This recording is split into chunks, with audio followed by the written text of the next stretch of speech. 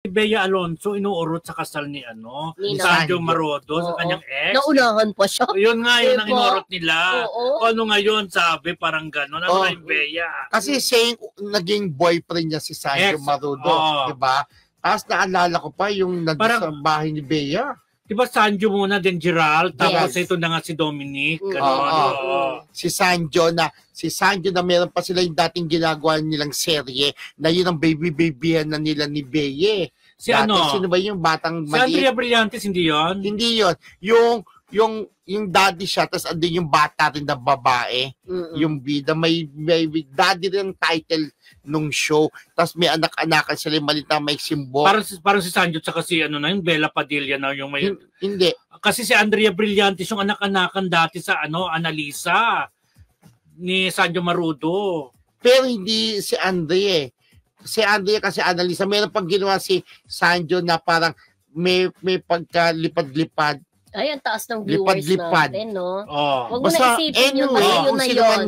Yun man, no? Yes. Basta ganun nga.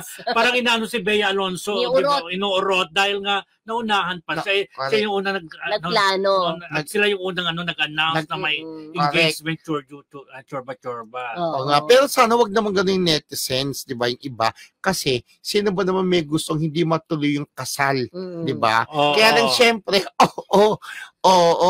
Kaya lang syempre, ito nga, nauna nang nagpakasal, na ito biglaan nagulat na lang tayo, engaged na pala, kinasal na, ngayon nasa susunod church wedding for sure, di ba? Mamay mo, magulat tayo, kasal ang Kim Pao, di ba? Di natin masabi, di ba? Pero ako po, ang sa paningin ko, kasi po ang balita namin dati, gusto na rin mag-asawa ni Kim.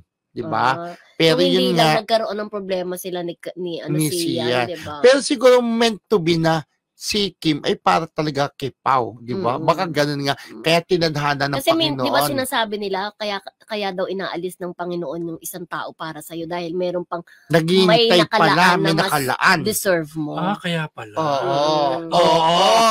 Oo.